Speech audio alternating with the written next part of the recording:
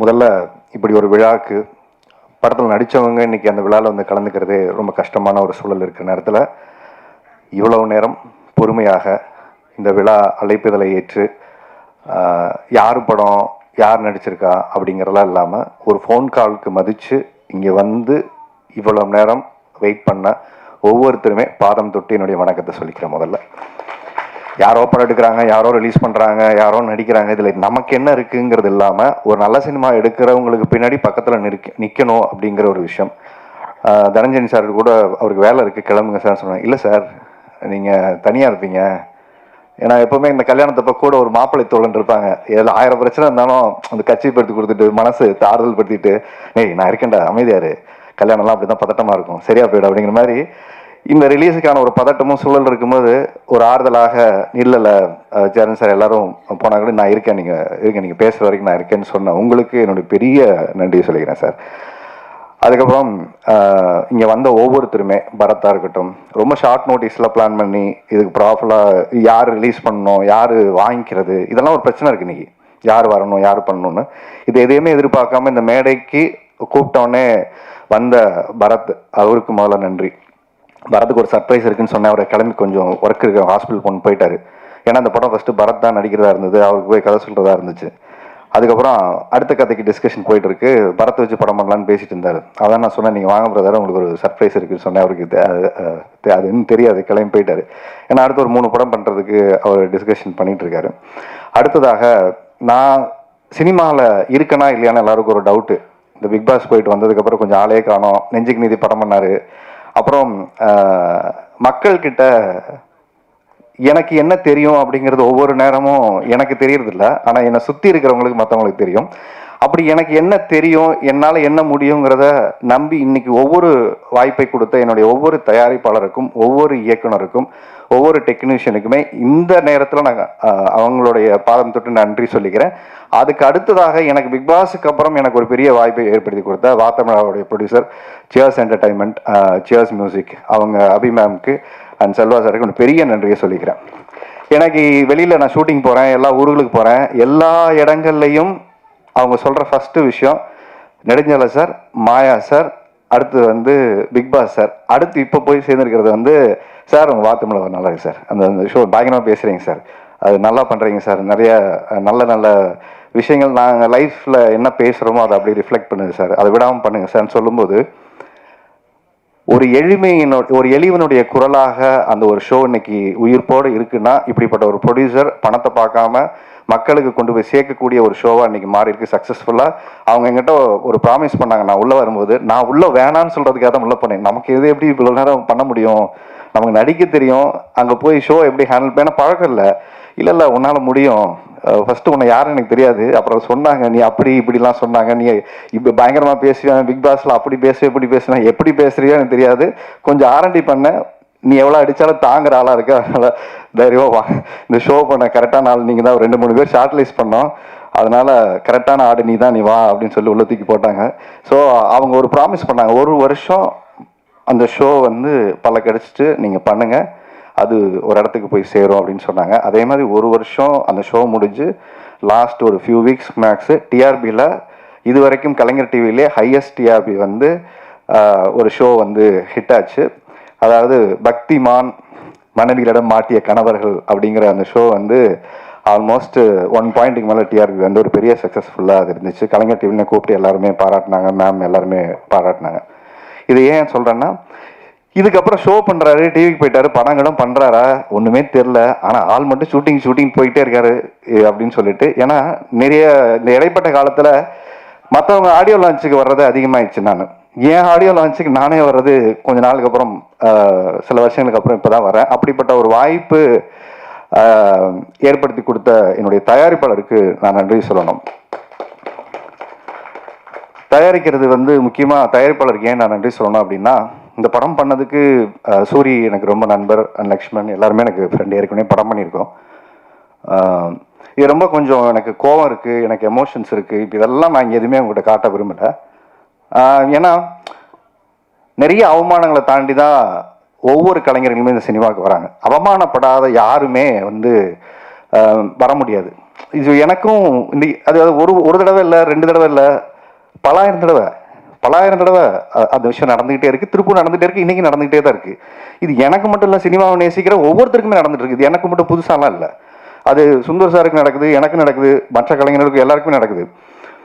இந்த படம் ஏன் இப்போ சார் கூட சொன்னார் 27 நீங்கள் போட்டிங்களா சார் அப்படின்னு சொன்னார். ஏன்னா சார் படம் பார்த்துட்டாரு, தனஞ்சயன் சார் பார்த்துட்டு ரொம்ப நல்லா வந்திருக்கு. ஒரே ஒரு விஷயம் தான் சொன்னார், சின்சியரான ஒரு அட்டம்ப்ட் இந்த படத்தில் தெரியுது.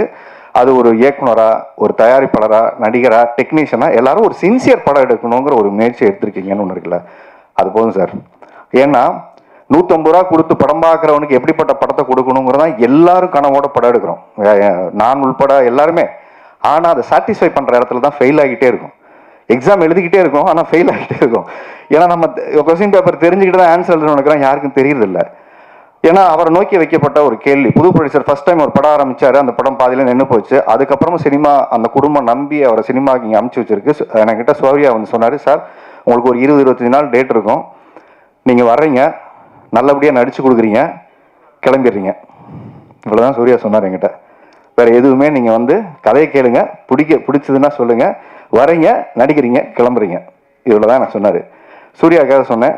சூர்யா யார் பண்ணுறாருன்னா லக்ஷ்மண் எல்லாமே டீமாக பண்ணுறாரு, புது ப்ரொடியூசர் நம்மளை நம்பி வந்திருக்காரு பிரதர் அப்படின்னாரு. அதே மாதிரி நாங்கள் போனோம், நடித்தோம், வந்தோம், போனோம், நடித்தோம், வந்தோம். இப்படியே 25 நாள் முடிஞ்சிச்சு. படம் முடிஞ்சது. எடுத்து அந்த படத்தை வந்து பார்த்தாரு, நாங்களும் பார்த்தோம். சின்ன சின்ன விஷயங்கள் பண்ணால் நல்லா இருக்குன்னு ஒரு சஜஷன் சொன்னோம். அப்போ அவருக்கு சினிமா தெரியாது. அப்போ அவர் என்ன சொன்னார், இல்லை சார் நல்லா தான் இருக்குது, நம்ம பண்ணிடலான்னாரு. அவருக்கு எல்லாருக்கும் ஒரு குழப்பம் இருந்துச்சு, எப்படி அவரை கன்வின்ஸ் பண்ணுறது எங்களுக்கு தெரியல. ஆல்ரெடி காசு செலவு பண்ணிட்டாரு, கொண்டு வந்த காசுலாம் கரைஞ்சி போச்சு. ஏன்னா படமா சொல்லி திருப்பி எடுக்கணுமே, இவங்க எல்லாம் சரியான ஆட்களா இல்லை நம்ம காசை கரைக்கிறதுக்காக ஒரு ஐடியா பண்ணுறாங்களா அப்படின்னு அவருக்கு ஒரு டவுட் இருந்துச்சு. அவருக்கு நான் எப்படி சொல்லி புரிய வைக்கிறேன்னு தெரியல. நேராக வீட்டுக்கு போனார். வீட்டுக்கு போய் படம் காமிச்சாரு. உண்மையாகவே இன்னைக்கு நீங்கள் பார்த்த பாட்டு, நீங்கள் பார்த்த விஷுவல்ஸு எல்லாமே ஏற்கனவே எடுத்திருந்தது தான். அதில் கொஞ்சம் நேர்த்தியாக இன்னைக்கு எக்ஸ்ட்ரானரியாக அந்த படம் பார்த்துட்டு நல்லா இருக்கு அப்படிங்கிற ஒரு இடத்துக்கு இந்த படம் நகர்ந்துருக்குன்னா, இந்த படத்துக்கு முதல் பார்வையாளராக இருந்தது அவங்களுடைய 2 பொண்ணுங்க, அவங்க மனைவி. நீங்கள் அவங்களுக்கு தான் நன்றி சொல்லணும். இந்த படம் சிறந்த படமாக இன்னைக்கு வந்திருக்கிறதுக்கு மிக முக்கியமான காரணம், படம் எடுத்துட்டீங்க, இவ்வளோ காசை போட்டு ஒரு நல்ல படமாக எடுக்க வேண்டியதானே, அது எல்லாரும் பார்த்துக்கலாம் போங்க அப்படின்னு அந்த பிள்ளைங்க சொன்ன அந்த தைரியம், தன்னம்பிக்கை தான் வந்துட்டு அப்படி இப்படி சுறுசுறுப்பாக வந்தார். சார் அது என்னமோ சொன்னீங்களே சார், வாங்க சார் அதெல்லாம் கொஞ்சம் என்னமோ பேசிடலாம், டிஸ்கஸ் பண்ணிடலாம். இல்லைன்னா அவர் அடுத்த வாரமே ரிலீஸ் பண்ணிடலான்ட்டாரு. நான் அடுத்த படத்துக்கு போகிறேன் சார், இதில் விட்டதெல்லாம் நான் அதில் பிடிச்சிக்கிறேன்னாரு. சார் விட்டதை பிடிக்கிறேன்னு சினிமாவில் அது பின்னாடி துரத்திக்கிட்டே இருக்கிறவங்க தான் இங்கே அதிகம். அதனால ஒரு படம் எடுக்கும் போதே சரியாக எடுத்து அந்த பேனர் எல்லாத்தையும் முடிவு பண்ணிட்டோம்னா சரியாக போயிடும்னு சொன்னேன். அன்னைக்கு அவங்க வீட்டில் சொன்ன விஷயத்தை எல்லாருமே உட்காந்து கவனித்து ஒரு டீமாக பண்ணி, நாங்கள் போடாத சண்டை இல்லை. உண்மையாகவே சொல்கிறேன், சண்டைன்னா ஒரு நல்ல ஹெல்த்தியான டிஸ்கஷன். அவர் ரொம்ப இன்னசென்ட்.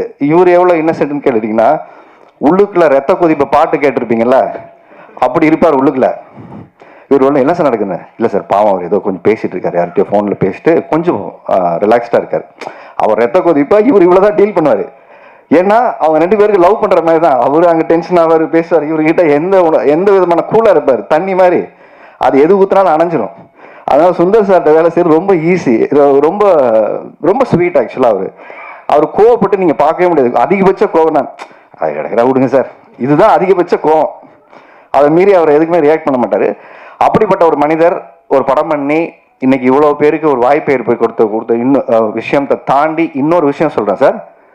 ஒவ்வொரு நாளும் கிளீன் செட்டில்மெண்ட் ஆன் டேட், அன்னைக்கே எனக்கு உள்பட எல்லாருக்கும் சம்பள பாக்கி இல்லாம கொடுத்த ஃபர்ஸ்ட் திருப்பூர்ல இருந்து வந்த ஒரு ப்ரொடியூசர். அவருக்கு கடன் வாங்குறாரு எது சார், என் ஆபீஸ்ல யாரும் வந்து நிக்க கூடாது சார், நான் கடங்காரன்னு சொல்லக்கூடாது சார், என்னை யாரும் வந்து தப்பா பேசக்கூடாது சார். ஆன் டேட்டுக்கு செட்டில் பண்ணாரு. ஏன்னா சூர்யா சொல்லும் போது ஒரு விஷயம் சொன்னாரு, ஒரு புது ப்ரொடியூசர் படம் பண்ணும்போது நம்ம எப்போ டெக்னீஷியன் சப்போர்ட் பண்ணுவாங்க சார், அன்னைக்கு அவங்களுக்கு பேமெண்ட் கொடுத்துடலாம் சார், 10 நாள் வச்சுக்கிட்டு பண்ணோம்னா அவங்களும் கொடுப்பாங்களோ இல்லையோ நம்பிக்கை இருக்கும். ஏன்னா பெரிய பேனர் மேல நம்பிக்கை இருக்கும். 10 நாள் கழிச்சு பேமெண்ட் போடுவாங்க, 20 நாள் கழிச்சு பேமெண்ட் போடுவாங்க. ஆனா மனோ கிரியேஷன்ஸ் நம்பி இன்னைக்கு எல்லா டெக்னீஷியனுக்கும் வந்து வேலை செய்வோம் சார். நான் உள்பட சம்பளம் கொடுக்கலன்னா கூட வந்து வேலை செய்வோம். ஏன்னா அடுத்தவங்க காசு நம்ம காசு மாதிரி நினைச்சு வேலை செய்யக்கூடிய ஒரு ப்ரொடியூசர். அவங்க காசு நமக்கு எதுக்கு சார், கொடுத்துருவோம் சார், அப்புறமா பேசுவோம் சார் அப்படின்னு. ஆனா சில நேரங்களில் கராரா பேசுவார். கண்டிஷன் அப்படிதான், வீட்டில் பொண்டாட்டி எப்படியோ அப்படிதான் அவரும் எங்ககிட்ட பொண்டாட்டியுமே நடந்துப்பார். சில நேரம் கொஞ்சம் கோவமா பேசுவார், அப்புறம் லவ் பண்ணுவார், அப்படி சாப்பாடை போட்டு அள்ளி திணிச்சிருவார். நம்மளால ஒன்றும் முடியாது. அதனால ஒரு அன்பான ராட்சசன்னு சொல்லலாம், ராட்சசின்னு சொல்ல முடியாது, அவர் ஆண். அதனால ஒரு அன்பான ராஜசன் அவர். சினிமாவுக்கு இப்படிப்பட்ட ப்ரொடியூசர் கிடைச்சதுல ரொம்ப சந்தோஷம். ரொம்ப அடமெண்டா நான், டைரக்டர் லக்ஷ்மண், நாங்கள் நிறைய டார்ச்சர் பண்ணியிருக்கோம் அவரை. ஒரே விஷயம் தான் சொன்னேன், இன்ன வரைக்கும் நான் சொல்லிட்டு இருக்க ஒரே விஷயம், ஏன் அவரோட நான் நிற்கிறேன் இந்த ஆடியோ லான்ச் இல்லை, ரிலீஸ்க்கு அப்புறம் எப்போனாலும் அவரோட நண்பரை நான் சம்பாதிச்சிருக்க விஷயம் என்னன்னா, சினிமாவுக்கு ஒரு நல்ல ப்ரொடியூசர் வந்தார், அவரை சரியாக வழி நடத்தணும், சரியாக அந்த ஒரு நல்ல படம் பண்ணுச்சுங்கிற சந்தோஷத்தோட ஒரு மனுஷன் வெளில போகணும்.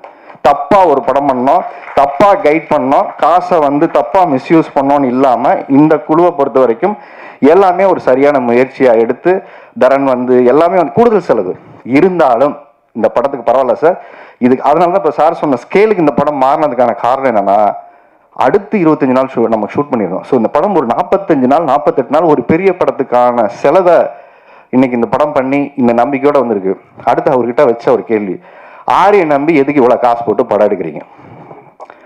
அவர் பிக் பாஸ் போயிருக்காரு, அவர் ஆல்ரெடி படம் பண்ணி அவர் பல வருஷம் ஆச்சு. அவர் தேட்டருக்கு அவருக்கு என்ன பிஸ்னஸ் இருக்கு, இப்போ என்ன பெரிய குறை, நான் மண்டை குழம்பு போய் தர்றேன், எனக்கு எவ்வளோ பிஸ்னஸ் இருக்குன்னு யாருக்குமே தெரில, எனக்குமே தெரில. அதாவது ஓடலைன்னு சொல்லி ஒரு நம்பரை சொல்லலாம், ஓடி இருந்தா ஓடி இருக்குன்னு சொல்லி ஒரு நம்பரை சொல்லலாம். ரெண்டுமே சொல்ல முடியாத ஒரு நம்பர் இருக்கும்போது அவர் சொன்ன ஒரு விஷயம், டிஸ்ட்ரிபியூட்டர்கிட்ட அவர் பேசிட்டு இருந்தாரு.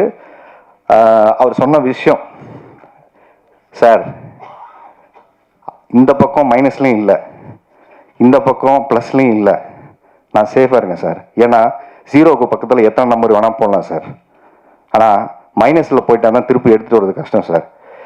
யாருக்கும் அறிமுகம் இல்லாத ஒரு முகத்தை நான் எடுத்துகிட்டு வரல. ஆனால் இந்த படம் மூலியமாக நான் எப்படி நீங்கள் நெடுஞ்சாலை ஒரு படம் பெரிய வீட்டுக்கு கொண்டு போய் சேர்த்துச்சு, எப்படி மாயா அவங்களுக்கு ஒரு அங்கீகாரத்தை ஏற்படுத்தி கொடுத்துச்சு, அப்புறம் நாகேஸ்வரிங்க ஒவ்வொரு படங்களும் ஒவ்வொரு அங்கீகாரத்தை ஏற்படுத்தி கொடுக்குதோ, இன்றைக்கு வெற்றி அடைஞ்ச ஹீரோக்கள் நிறைய பேர் இருக்காங்க, பிஸ்னஸ் உள்ள ஹீரோக்கள். அவர் சொன்ன விஷயம், அவர்கிட்ட சொன்ன விஷயம், வெற்றி அடைஞ்ச ஹீரோக்கள் பல பேர் இருக்காங்க. இன்னொன்று அடுத்த கட்ட நகர்வை நோக்கி நகரக்கூடிய ஹீரோக்கள் இருக்காங்க. இந்த ரெண்டு பேருக்கு இடையில போராடக்கூடிய பல நல்ல ஹீரோக்கள் இந்த சினிமாவில் இருக்காங்க சார். அவங்களுக்கான வாய்ப்புங்கிறது இங்கே யாரோ ஒருத்தர் ஏற்படுத்தி கொடுத்து தான் சார் எல்லாருக்கும் நடந்திருக்கு. ஏன்னா அவருக்கு இவ்வளோ புரிதல் இருக்குன்னு எனக்குமே தெரியல சார். ரஜினியை ஃபர்ஸ்ட் படம் பண்ணும்போது யாருக்கும் தெரியாதுல்ல சார். இன்னைக்கு நமக்கு ரஜினி சார், இன்னைக்கு விஜய் சார், இன்னைக்கு அஜித் சார், யார் எப்போ மாறுவாங்கன்னு யாருக்குமே தெரியாது சார். ஒரு படம் தான் அவங்க வாழ்க்கையை மாற்றிருக்கு சார். காந்தாராங்கிற ஒரு படம் கர்நாடகத்துலேருந்து இன்னைக்கு வந்ததுக்கப்புறம் அந்த ஹீரோ நமக்கு யாருக்குமே தெரியாதுல்ல சார். ஃபர்ஸ்ட் படம் பண்ணும்போது தெரியாது. எந்த நம்பிக்கையில் அவங்களுக்கு 30 கோடி போட்டு காசு எடுத்தாங்க, அந்த நம்பிக்கை ஏன் சார் நமக்கு இருக்க மாட்டேங்குது அப்படிங்கிற அந்த கேள்வியை அதே லவ் டுடே படமாக இருக்கட்டும், இவர் சொன்ன உதாரணம் சொன்னது. அப்போது யாரையோ நம்பி யாரையோ காசு போட்டால் தான் சார் இந்த படம் ஜெயிக்க முடியும். அப்படி யாரையோ நம்பி போடுறதுக்கு நான் உங்களை நம்பி காசு போட்டேன் சார், கட்டாயம் இந்த படம் எனக்கு கரை சேர்க்கும் சார். அதனால நான் கவலைப்படலை சார். அதுக்கப்புறம் இந்த படத்தை கொண்டு போய் சேர்க்குற ரிலீஸில் இருக்கக்கூடிய சிரமங்கள், அவர் எஃப்எம்எஸ் பிஸ்னஸ் இதெல்லாம் பேசும்போது நிறைய சிக்கல்களை தாண்டி எனக்கு தெரிஞ்சு வடிவேல் சொல்ற டைலாக் மாதிரி எவ்வளோ அடித்தாலும் தாங்கக்கூடிய ஒரு ப்ரொடியூசராக மாறிட்டார். குனிறாரு, அடி இந்த பக்கம் அடிங்கடா, அந்த பக்கம் அடிங்கடா, இப்படி கேட்குறீங்களா அப்படின்னு அது லைட்டாரு. ஸோ ஏன்னா அவருக்கு இங்கே தெரியல, முன்னாடி சொல்லும்போது அதுக்கு அவருக்கு ஃபஸ்ட்டு எல்லாம் ஃப்ரெஷ்ஷாக இருந்துச்சு சார். ஒரு இடத்துல பிஸ்னஸ் பேசும்போது கரெக்டாக ஒரு கைட்லைனை போகலைன்னா சுற்றிடும் சார் அப்படிங்கும்போது, இப்போ அவர் நிறைய பேர் சுத்தல விட்றாங்க. இப்போ கொஞ்சம் ட்ரெயின் ஆகிட்டு அவரை எல்லாத்தையும் சுத்தல விட்றாரு. இவ்வளோ தானே படம், வாங்க வாங்க வாங்க பார்த்துக்கலாம் அப்படின்ட்டு.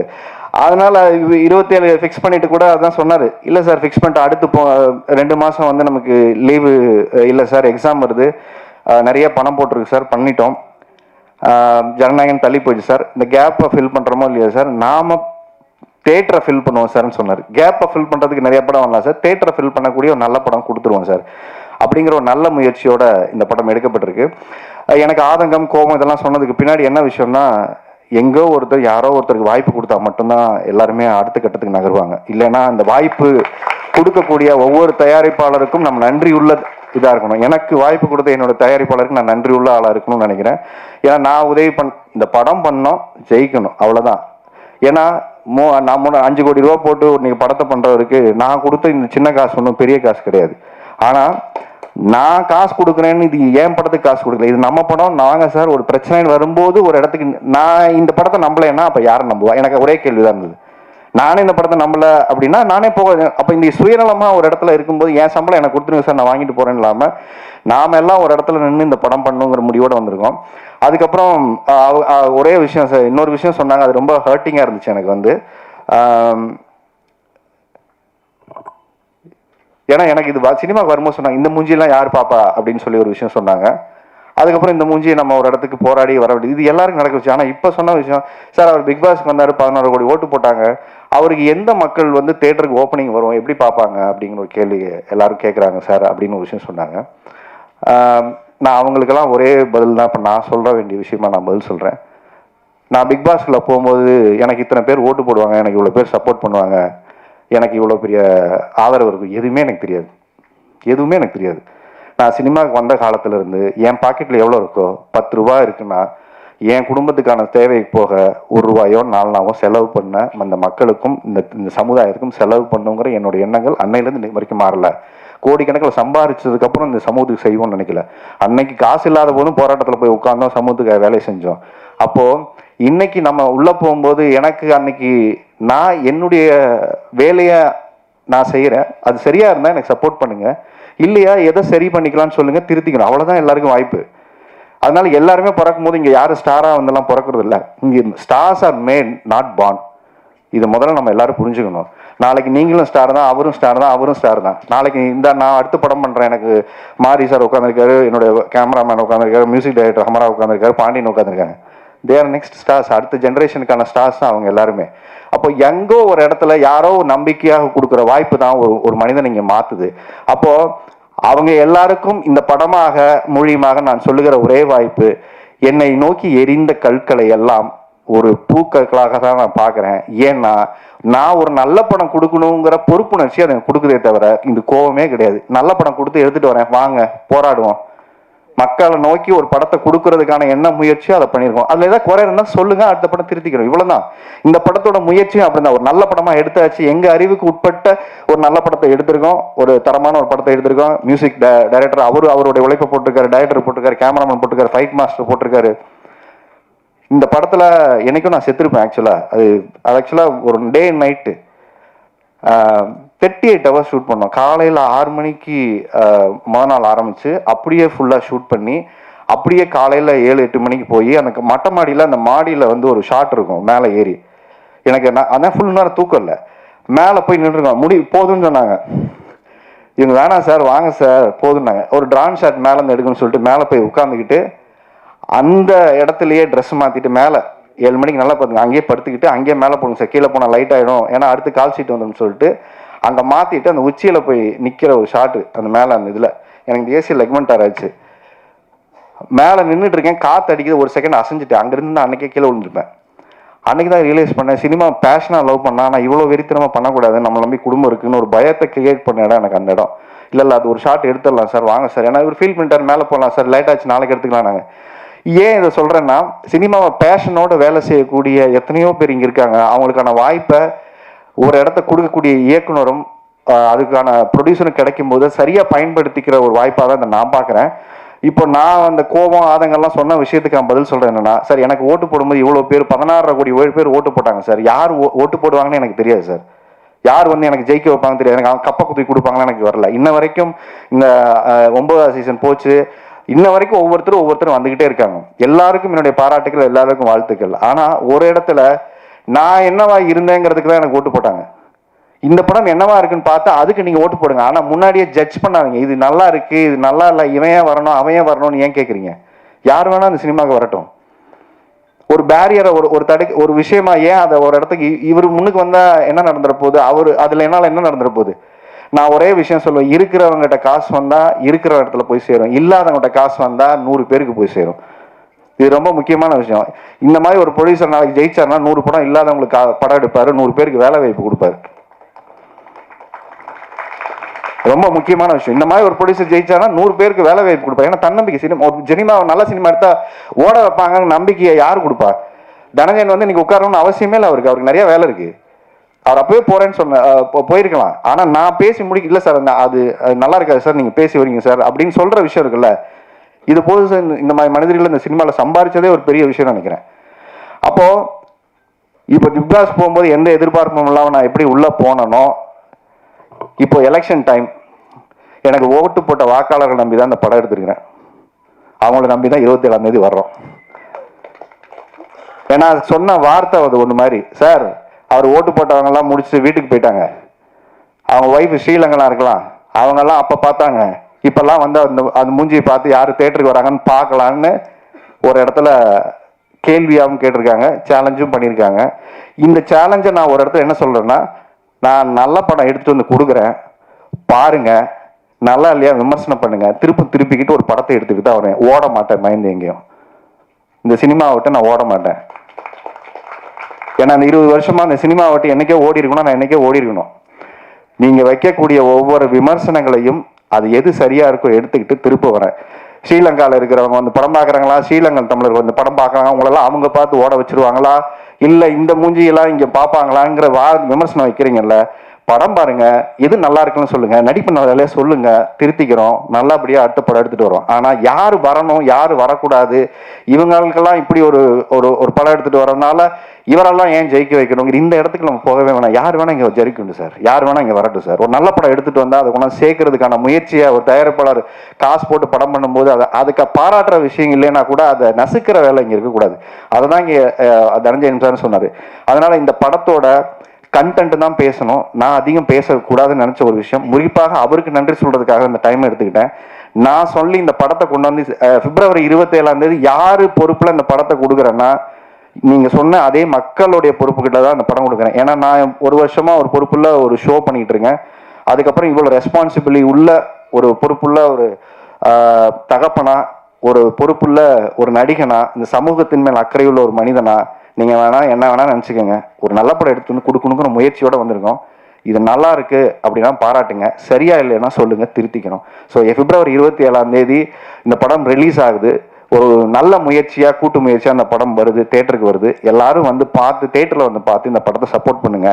இதற்கு பின்னாடி எல்லாரும் சொல்ற ஒரே விஷயம்தான், கிளிஷேவான ஒரு டயலாக். இந்த குடும்ப வாழும், அவர் வாழும், நான் வாழ்வேன், இதெல்லாம் கரெக்டு.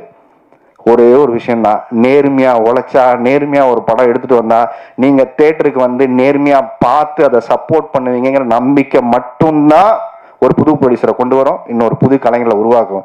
நல்ல சினிமா தமிழ்ல வரலன்னா நீங்க வந்து பார்த்து சப்போர்ட் பண்ணீங்கன்னா கட்டாயம் வரும். அப்படி ஒரு சினிமாவா அதை ஒரு முயற்சியை நாங்க நினைச்சு எடுத்திருக்கோம்.